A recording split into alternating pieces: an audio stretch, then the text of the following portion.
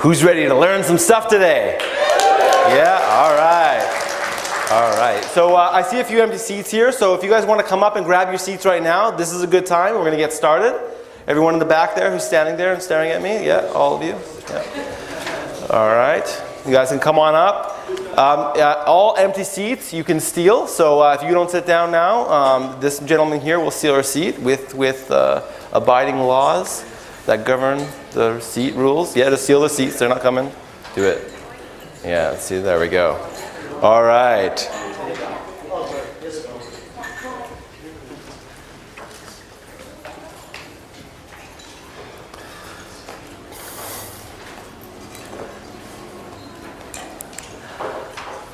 I have a formula for success, a formula that guarantees success. Does anyone believe me?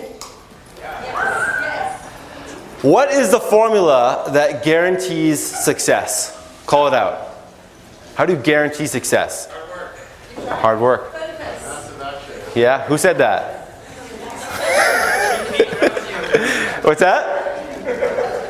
What was the other one? Wear a bow tie. Wear a bow tie? Yeah, that's true too. Intention. That's great. Laser focus. Determination. Absolutely. All right, that's enough examples. So, to guarantee success, Nicole's heard before. She was absolutely correct. Nicola. You don't want to just change your name to Nicole? No, it's okay. I always call her Nicole. So Nicola got it correct. So it's focus.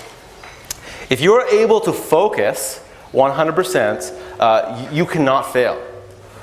Focus eliminates failure. When you're able to sit down and get to work and really focus. Anyone have those times when you're working on a project, you're behind schedule, and you're like, I have to get this done before I go to bed tonight because in the morning I've got a presentation, or in the morning I have to deliver this. And then you work for maybe a couple hours and then it's done, but you've been procrastinating about it for 2 or 3 weeks. Who's had that experience before?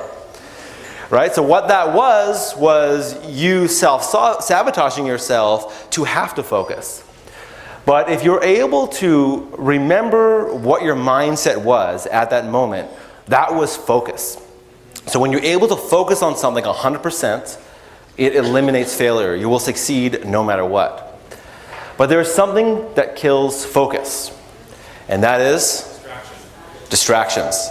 So focus guarantees success, it eliminates failure, but distractions eliminate focus. So if you're distracted, you will not succeed.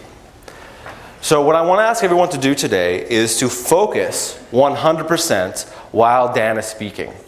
That means no cell phones, no checking social media. Of course, we love it if you take pictures and share on social media and that sort of thing. But do that during the breaks. You can also do that during times that maybe you're doing networking and there's breaks. But while Dan is on the stage and Dan is speaking, I'm going to ask everyone to not touch your phones. No phones on tables.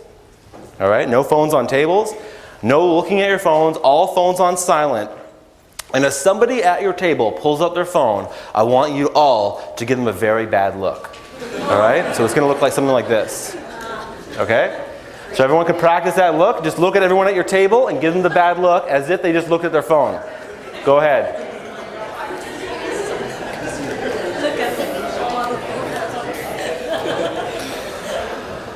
All right, second, if your phone makes a sound while Dan is speaking, you will be donating $20 to a charity foundation called Do What You Love. All right? So your phone makes a sound during Dan's time speaking. You have just donated $20 to a charity. Is that cool? Everyone agree? So that way, because if your phone rings, it's not just going to distract you, it's going to distract everybody. It might even distract Dan while he's speaking. Okay, so no phones while Dan is speaking. There will be breaks, okay? I promise you the world will not end. Your clients will not fire you if you don't respond to them by the next break, okay? We're going to have lots of breaks. You're going to have an opportunity to check your phone, okay? But if Dan is on stage and Dan is speaking, no touching your phone. Is that cool? Otherwise, the bad looks, all right? Here we go. So I set up a little presentation here that I'll go through real quick, and then we're going to get Dan up on the stage. Here we go. So a few of you don't know who I am, so I'm just going to do a really quick brief bio about myself and my background and why we're here. So if you were to Google my name and type in Matt Asfeld on Google, you're going to find dozens and dozens of pages of results about me. And you can go there, look at it later if you'd like to. You can also go into YouTube. You type in my name. I've optimized a ton of videos on YouTube as well that you can take a look at if you want to learn more about the stuff that I usually talk about. But what I want to talk to you about is stuff that you're not going to find on Google.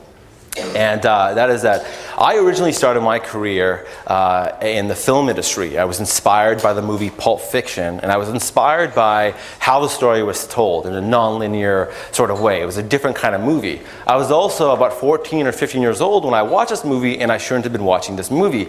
So, it really, made me think this movie is really cool, because if my parents knew I was watching this movie, I'd probably get in trouble. And, it put me on a path to start to really enjoy film and storytelling. And I became very motivated around watching different movies, and I kind of grew up and learned a lot of my lessons around some of the most popular movies, such as Star Wars became my religion. I was inspired by even the movie American Beauty and Fight Club. I used to watch these movies over and over again. I've seen the Godfather trilogy, I swear to God, probably 12 times. And that's kind of what taught me about family. It was kind of weird. But movies is... It is a great movie about family. But movies is what really inspired me and kind of drove me. I worked in the film industry. I was actually a props person in the film industry. I worked on some independent films as an art director. But what I really wanted to do was do more storytelling. What happened was, when I was working in the film industry, I realized that people who had worked in the film industry for a long time, over 10 years, typically they hated their job and they hated their life, because the film industry demands a lot of hours out of your day. And every time one movie ends, you're now hunting for the next project. And so there was this never-ending kind of, when is my next paycheck going to come?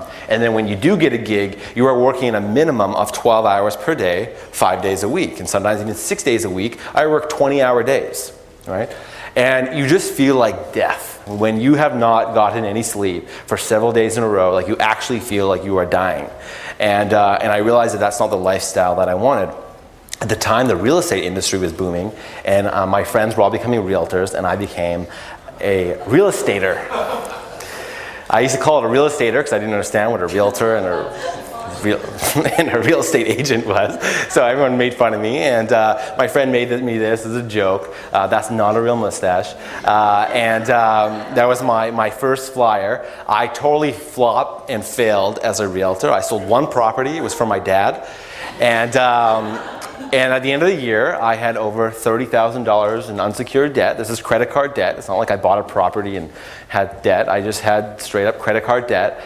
And I went to my managing broker and I said, I'm broke. I don't have any real estate skills. I've got no sales skills. I've got no marketing skills.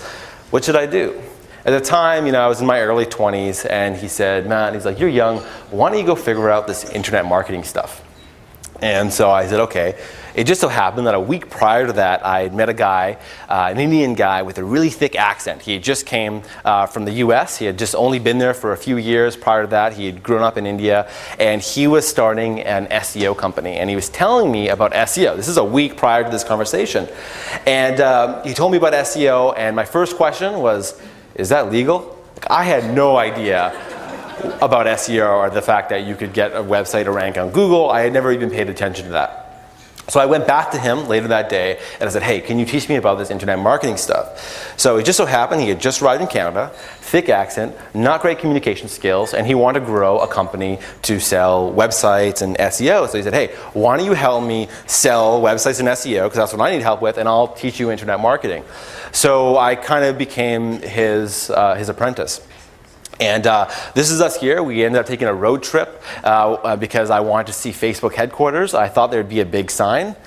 That was Facebook headquarters at the time, and they would not let us inside. It was high security. And we also visited Google. They had a bigger sign at Google, and we just kind of wanted to see what it was like to kind of be there at these offices. And we thought we can go inside, but they don't let you go inside. So that's Sandeep there beside me. And so From there, I started getting mentoring from him, going to all these meetings, trying to sell SEO and websites. We did very well, actually, doing that. We did over $500,000 in revenue within 2 years, and that was just our first year starting. Then I started kind of venturing on my own, and that's kind of when Web Friendly was born. But between that time, I started getting lessons and learning from mentors. Some people that I followed were Eben Pagan, Gary Vaynerchuk, Tim Ferriss, Seth Godin. I watched lots of YouTube videos. I've watched thousands and thousands of hours of YouTube videos. I still do to learn new strategies and new techniques all the time. I'm always learning. And I also got my hands on this program called Traffic Secrets 2.0. Anybody know what that is? Who knows what that is? One person. So Traffic Secrets 2.0 was the first big product launch. Everyone's familiar with Jeff Walker's product launch. Traffic Secrets was the first big one. It was the first one to do over $1 million. It was the one that made people in the information industry kind of open their eyes and realize that you could become a millionaire selling information and advice.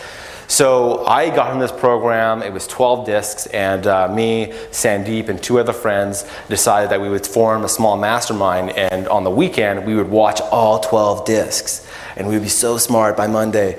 So then they came over, we started watching one disc, then we started talking, we put on the other one, we started talking, and that was it. And it was an amazing weekend. We actually were so smart by Monday. And then that Monday, one of those guys who came is Ty Chu. Some of you guys know him. So Ty put an ad on Craigslist and said, hey, we want to start an internet mastermind. And he put that ad out. Someone responded to him and said, hey, we've already got this mastermind started. It's happening on Monday nights. It's in this old dingy hair salon. So he's like, hey, Matt, you got to come. We got to go to this mastermind. And I almost didn't go. I was almost going to be lazy. There's a lot of reasons not to go to an event. I'm sure a lot of you woke up early this morning and thought, maybe I'll just sleep in, but you showed up. And that's what I did. I showed up. I actually went there and I attended, and that eventually grew into what I started was a meetup, and now we started the Internet Masterminds meetup, which is now the largest internet marketing meetup on meetup.com. We have over 6,000 members. We've done over 300 events, and that all started from that initial mastermind and getting together with those people. So I encourage you, today you're going to meet people, and you can connect with them, you can form a mastermind with them, and learn from them as well. So in 2009 I started Web Friendly. 2009 we also started Internet Masterminds. And then in 2010 I started doing a workshop called the Facebook for Brands workshop. It was a workshop about this size. It was 4 hours, and I taught people about some Facebook. Anyone here at any of those events at Facebook for Brands? I did a few of them. I see a few familiar faces here that were there. Then I started what was called the Social Media Director Certification Program, and this helps people to learn how to become a social media director, so doing social media for businesses. Okay, so I kind of moved away from teaching business owners how to do social media, because I would teach them, then they would say, I don't have any time to do this, can I just hire you? And then I had already had enough clients, so I said, well, no, I'm doing this training for you. So then I started teaching more people how to handle that business, so that way I could send business their way. That was what the Social Media Director was about. Then we started the SEO Director in 2014, same concept, but now you're doing SEO as a service for businesses. And then later on, just last year, we started 4 Steps of Social Media Profits Bootcamp. A few of you were there. Who was at that event?